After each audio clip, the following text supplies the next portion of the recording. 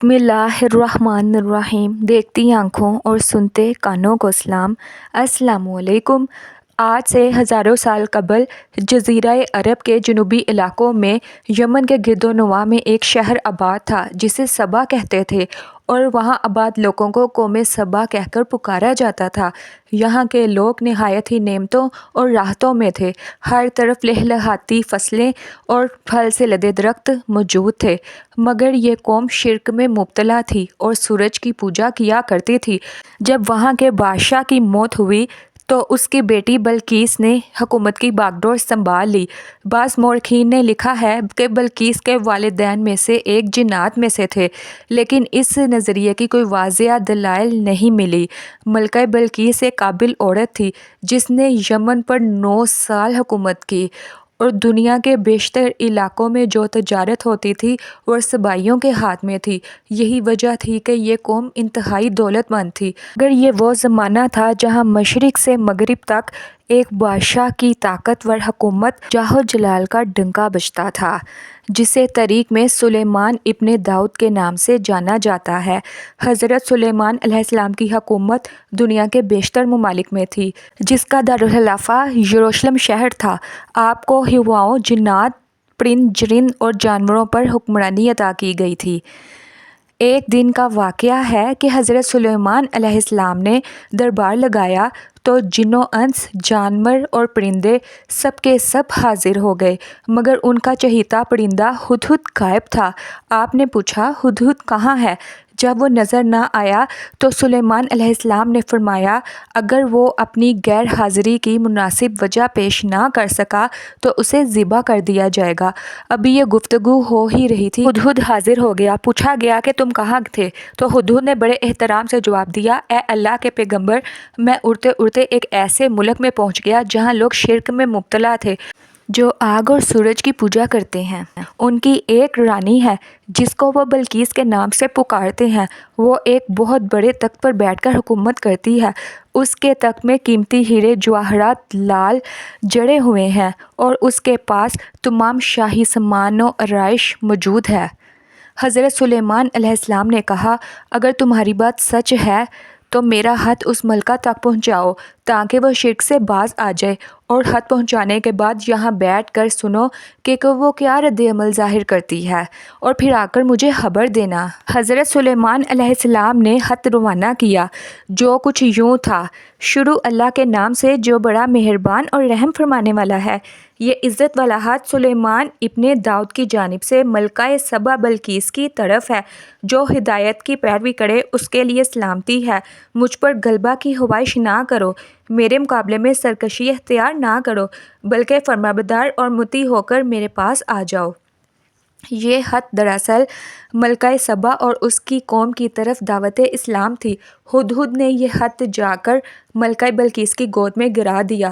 ملکہ کے دربار پر اس وقت 300 کے قریب سردار بیٹھے تھے۔ جب انہوں نے یہ خط پڑھا تو طیش میں آ گئے اور کہا کہ یہ ہماری توہین ہے، ہمیں اس کا سخت جواب دینا چاہیے۔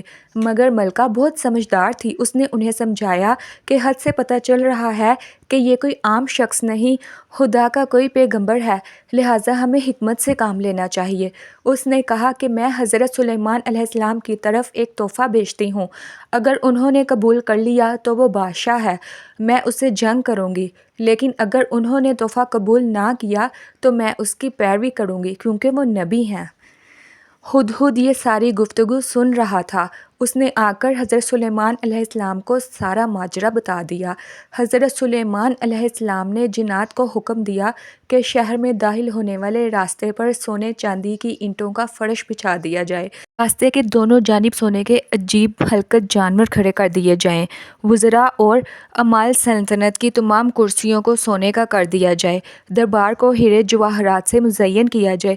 ادھر بلقیس نے حضرت سلیمان علیہ السلام کے لیے تحائف روانہ کیے، جن میں سونے کی اینٹیں، جواہرات، غلام، کنیزیں اور ملکہ کا ایک خط بھی تھا۔ جب یہ تمام تحائف لے کر قاصد حضرت سلیمان علیہ السلام کے دربار میں پہنچے اور انہوں نے یہ سب دیکھا تو شرمندہ ہوئے۔ حضرت سلیمان علیہ السلام نے ملکہ کے قاصدوں سے کہا، کیا تم لوگ مال سے میری مدد کرنا چاہتے ہو؟ مگر دیکھ لو جو کچھ اللہ نے مجھے دے رکھا ہے وہ اس سے بھی زیادہ ہے جو تمہیں دیا ہے، لہٰذا تمہارا تحفہ تمہیں مبارک ہو۔ اب تم اپنے تحائف کے ساتھ واپس جاؤ اور اپنی ملکہ سے کہنا کہ ہمارا انتظار کرے۔ جب یہ خبر ملکہ بلقیس کو پہنچی تو وہ سمجھ گئی کہ یہ واقعی کوئی اللہ کے نبی ہیں، لہٰذا اس نے جنگ کے بجائے حضرت سلیمان علیہ السلام کے دربار میں حاضر ہو کر اپنی اطاعت کا یقین دلانے کا فیصلہ کیا۔ جب حضرت سلیمان علیہ السلام تک یہ پیغام پہنچا تو آپ نے اپنے درباریوں سے کہا کہ تم میں سے کون ہے جو ان کے مطیع ہو کر آنے سے پہلے ملکہ کا تحت میرے پاس اٹھا لائے؟ ایک دیو ہیکل جن نے کہا، آپ کے دربار کو برخاست کرنے سے پہلے میں اسے لا سکتا ہوں، میں اس کام کی پوری قوت رکھتا ہوں اور امانت دار بھی ہوں۔ پھر ایک اور شخص جس کے پاس کتاب کا علم تھا اس نے کہا، میں یہ تخت آپ کو آپ کے پلک جھپکنے سے پہلے ہی لا دوں گا۔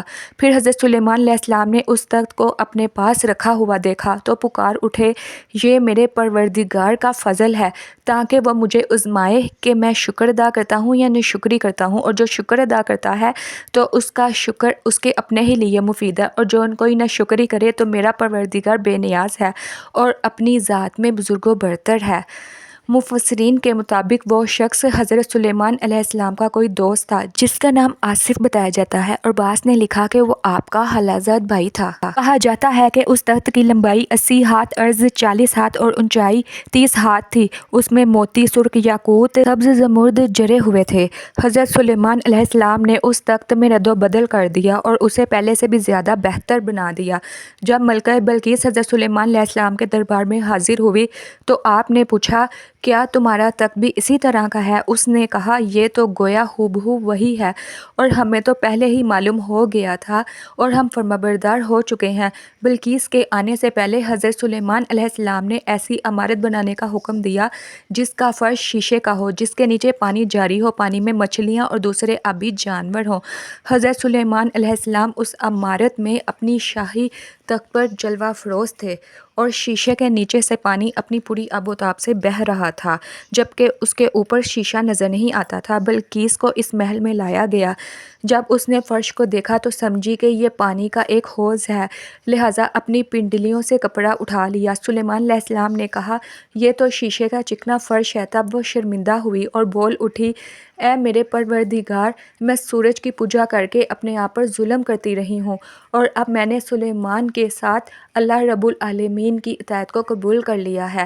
لہٰذا بلقیس پر یہ ظاہر ہو گیا کہ جس طرح وہ شیشے کے صحن کو پانی کا لہریں مارنے والا گہرا حوض سمجھ بیٹھی، اسی طرح اس نے اور اس کی قوم نے سورج کی چمک اور دمک دیکھ کر اسے معبود الہدا سمجھ لیا تھا۔ اسے اپنی غلطیوں پر نہایت ہی شرمندگی ہوئی۔ بعض مورخین نے لکھا ہے کہ اس واقعے کے بعد ملکہ سبا مسلمان ہو گئی تھی اور حضرت سلیمان علیہ السلام کے نکاح میں آ گئی تھی، جبکہ بعض نے لکھا ہے کہ حضرت سلیمان علیہ السلام نے بلقیس کو یمن واپس بھیج دیا اور اس کے لیے وہاں 3 بڑے محل تعمیر کروائے۔ تو دوستو، امید کرتی ہوں آپ کو آج کی ویڈیو بہت اچھی لگی ہوگی۔ ویڈیو اچھی لگی ہو تو ویڈیو کو لائک کر دیں اور کمنٹ باکس میں اپنی قیمتی رائے کا اظہار ضرور کیجیے، اور اگر آپ ایسی ہی معلوماتی اور اسلامک ویڈیوز دیکھنا چاہتے ہیں تو میرے چینل اسلام کی دنیا کو سبسکرائب کر دیں۔ اللہ حافظ۔